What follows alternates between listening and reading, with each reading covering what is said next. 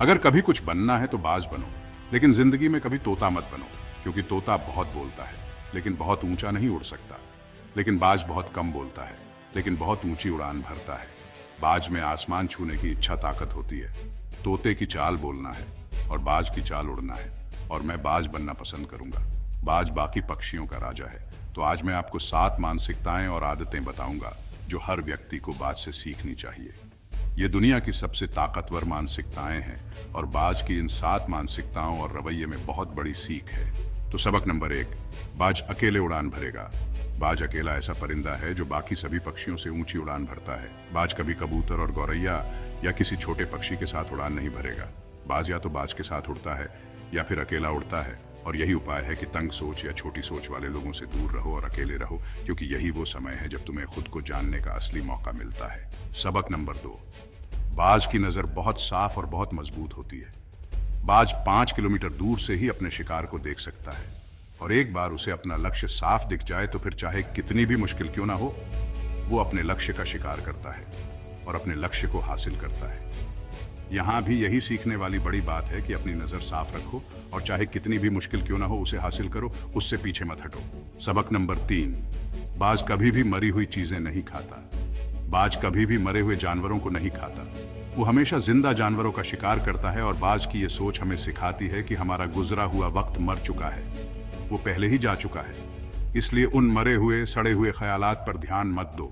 अपनी ऊर्जा उस गुजरे हुए वक्त में बर्बाद मत करो जो जा चुका है। अपनी आने वाली नई जिंदगी और आज पर ध्यान देने की बजाय चीजों को मौजूदा वक्त में रखो।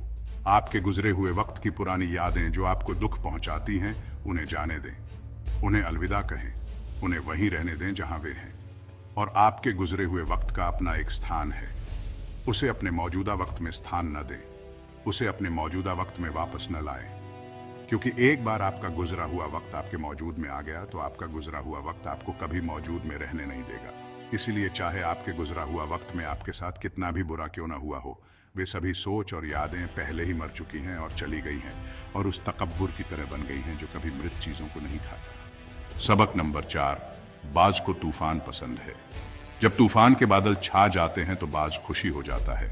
जब तूफान शांत हो जाता है तो सभी बॉस छिप जाते हैं और डर जाते हैं, लेकिन बाज को इसका बहुत मजा आता है और वे इसके साथ आने वाली चुनौती का स्वागत करते हैं।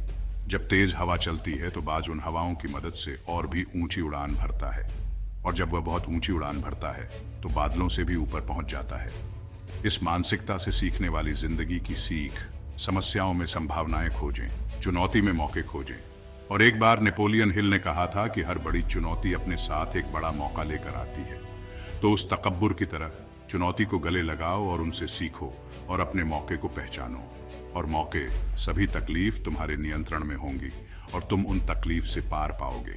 सबक नंबर 5, बाज हमेशा अपने घोंसले से नरम घास हटाती है ताकि बाज का बच्चा उसमें सहज न हो सके, क्योंकि अगर वह घोंसले में सहज हो गया तो वह वहीं रहेगा और आराम इलाके से बाहर नहीं निकल पाएगा। लेकिन एक माँ बाज अपने बच्चे के साथ ऐसा कभी नहीं होने देती। बाज भी एक शायर है, लेकिन कल्पना कीजिए, वह जानता है कि आराम इलाके में कोई तरक्की नहीं होता है। लेकिन हम इंसान हैं, और इंसान होने के बावजूद बहुत से लोग ये नहीं समझते हैं। जितना अधिक आप अपने आराम इलाके में रहेंगे उतना ही आप आलसी बनेंगे और आपका जिंदगी उतना ही असहज हो जाएगा। सबक नंबर 6, बाज विश्वास से पहले वादे की ताकत का परीक्षण करती है। जब एक मादा बाज किसी नर बाज से मिलती है जिससे वह संभोग करना चाहती है, तो वह नर बाज की वादे की ताकत को आजमाती है। इसलिए वह एक टहनी उठाती है और बहुत ऊपर आसमान में जाती है। एक बार जब वह अपने लिए काफी ऊंचाई पर पहुंच जाती है तो वह टहनी को जमीन पर गिरा देती है और नर को उसे पकड़ने के लिए कहती है। नर टहनी का पीछा करता है। जितनी तेजी से वह गिरती है उतनी ही तेजी से वह उसका पीछा करता है। उसे जमीन पर गिरने से पहले उसे पकड़ना होगा, क्योंकि अगर वह उसे पकड़ने में नाकाम रहता है तो वह मादा का विश्वास खो देगा। इस मानसिकता से हम जो सबक सीख सकते हैं वह यह है कि हमें लोगों के वादे का परीक्षण करना होगा। हम उन लोगों के साथ साझेदारी करने का इरादा रखते हैं जिन्हें हम काम पर रखते हैं। रिश्ते में विश्वास कायम करना जरूरी है। सबक नंबर 7, बाज को तकलीफ देह अमल पसंद है। 40 की उम्र में बाज बूढ़े हो जाते हैं। उस समय बाज को एक तकलीफ देह फैसला लेना पड़ता है, मरना या दोबारा जिंदगी की तकलीफ देह अमल से गुजरना, जो उसकी जिंदगी को 30 सालों तक और बढ़ा देगा। इस अमल में अपनी ही चोंच को तोड़ना और अपने पंजों को उखाड़ना शामिल है ताकि नए पंजे उग सकें। इस पूरे अमल को पूरा होने में लगभग 5 महीने लगते हैं। इस मानसिकता से हम जो जिंदगी का सबक सीख सकते हैं वह यह है कि अगर दर्द नहीं है तो कोई लाभ नहीं है।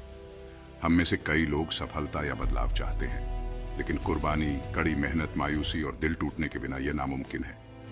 जीवित रहने और बढ़ने के लिए हमें बदलने के लिए तैयार रहना चाहिए, और कभी कभी हमें एक कदम आगे जाने की भी जरूरत हो सकती है। दुनिया की मौत और दोबारा जिंदगी, बिगाड़ने वाला ताल्लुक को खत्म करना, बिगाड़ने वाली नौकरियों को छोड़ना, तबाह करने वाली आदतों, ख्यालात और रिवायात और मानसिकता से छुटकारा पाना जो अब हमारे काम नहीं आती है। और याद रखें, आखिर में हम सभी सिर्फ कहानियां हैं, बस इसे एक अच्छी कहानी बनाएं। वीडियो पसंद आया हो तो इसे लाइक और शेयर करें, और अगर आप हमारे चैनल पर नए हो तो इसे सब्सक्राइब करें। ऐसे और वीडियो देखने के लिए ट्रू लेसन के साथ बने रहें।